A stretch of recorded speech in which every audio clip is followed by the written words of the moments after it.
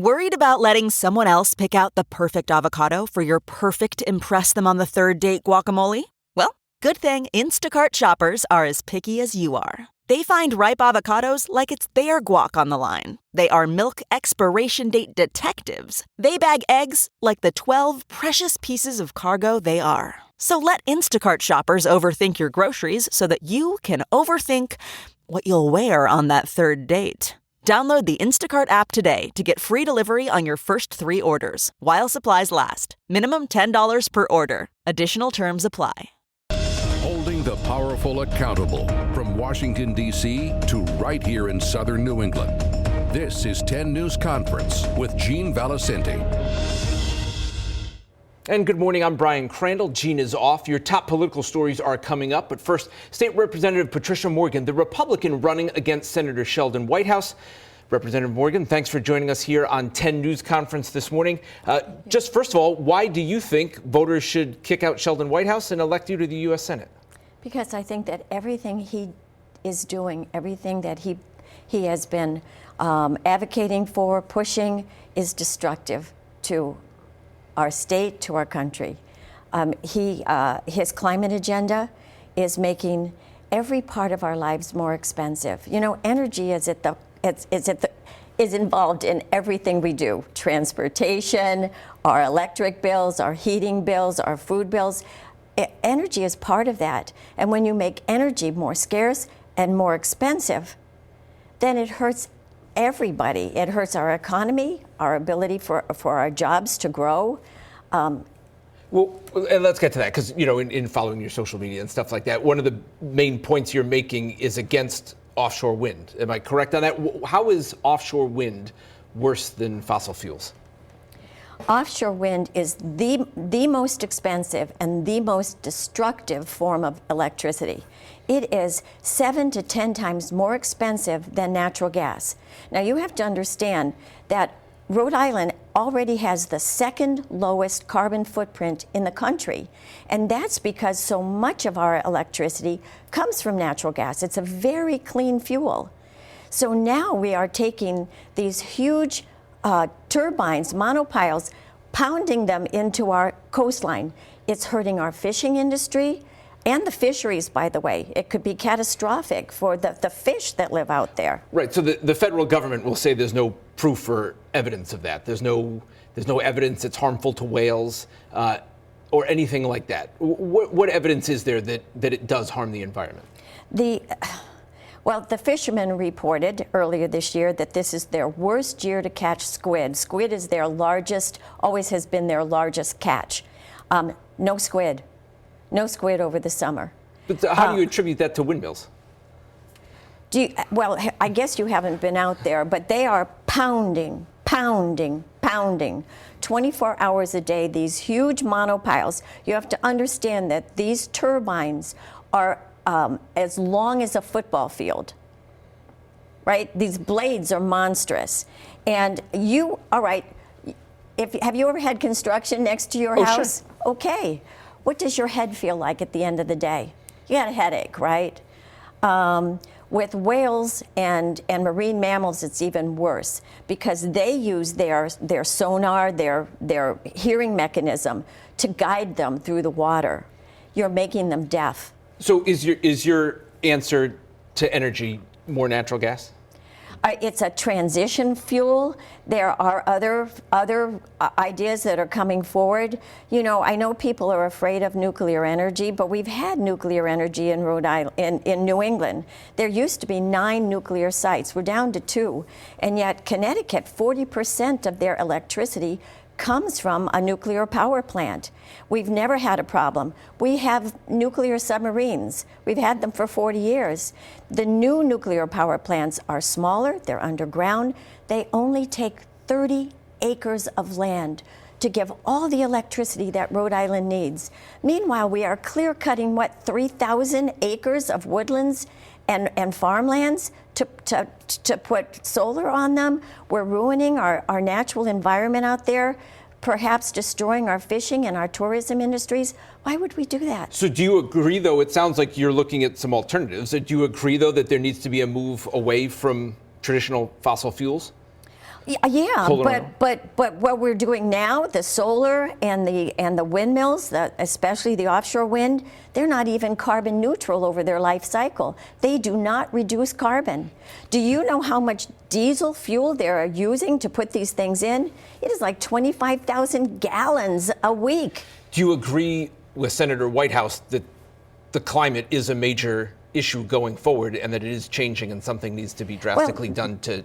The climate obviously is changing. I don't think anybody's ever been, there's no scientist though that has told us to what degree human activity is driving this. I think everybody knows that most of the carbon that's in our atmosphere actually is produced naturally from the grass and the leaves and, you know, just the volcanoes and those kinds of things.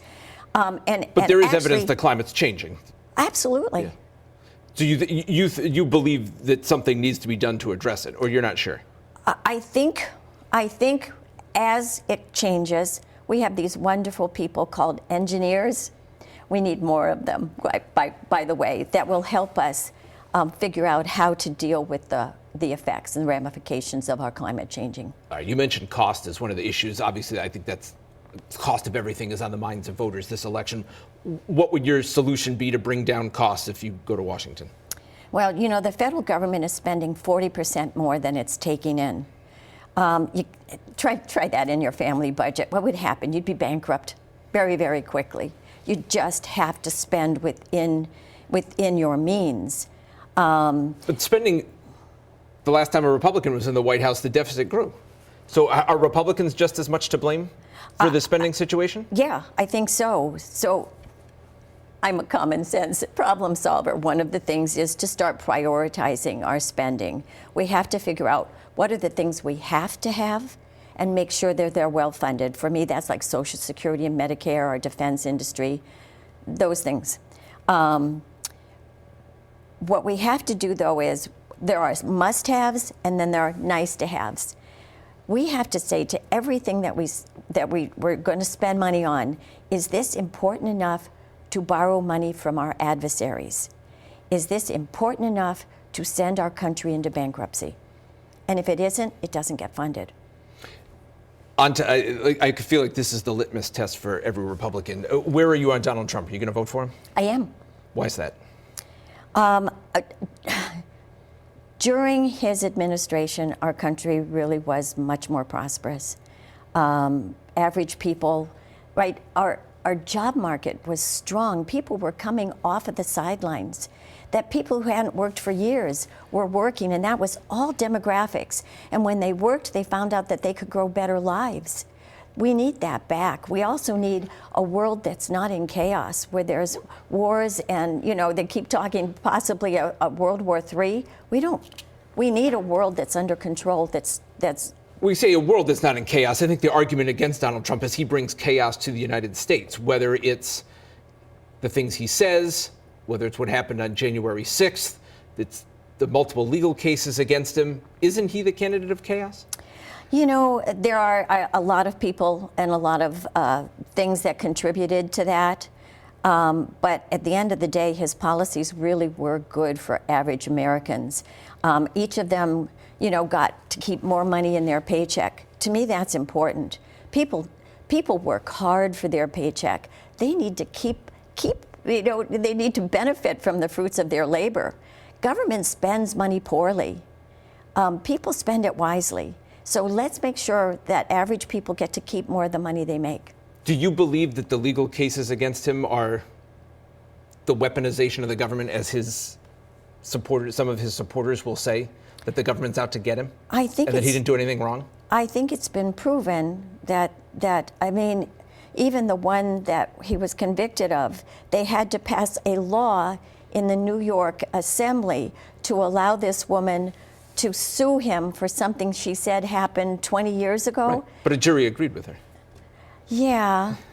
Yeah, so that was a civil jury. All right, if he loses the election and you were in Washington, would you certify the results? Yeah. Okay. Do you believe there was any, do you believe him that he still doesn't think he lost the last election? I think he lost. Okay. Moving on from that, one of the big I issues mean, it's clear he lost. We've had Biden and Harris in the White House destroying our economy for the last 4 years. Okay, so back to the economy and that, right?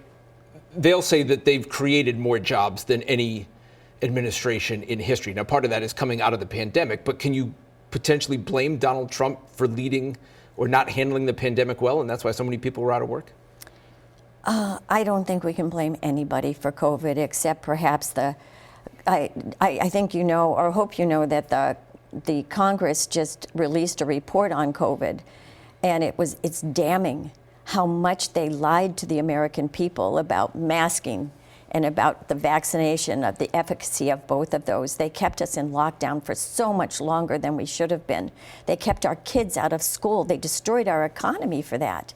And it turns out that it was all not based on data, not based on science. It was just people deciding to keep our country locked down. There's a lot of blame to go around. I don't think we can. They wonder why people don't trust government anymore, and COVID is one of the main reasons. I mean, you're putting a piece of tissue paper across your mouth, and they said you had to put 2, put 3. They've lost a lot of credibility. It'll be hard for people to trust them again. All right, these are major issues, but we'll try to whip through them real fast in the short time we still have left. Quickly, what's your solution on the border? I know that's a big issue for you and for Republicans. Close it. Build the wall? Build the wall, start Remain in Mexico policies, work with Mexico to close down their southern border, stop the catch and release, and the CBP-1 application, which allows them to, they've flown 835,000 people directly from their country into the interior of the United States.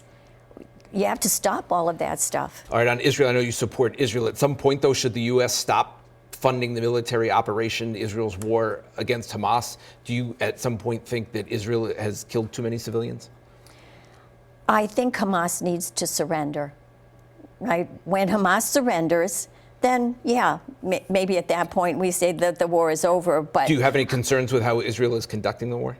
I think they're doing everything that they can to stop the death of civilians. I don't think Hamas is.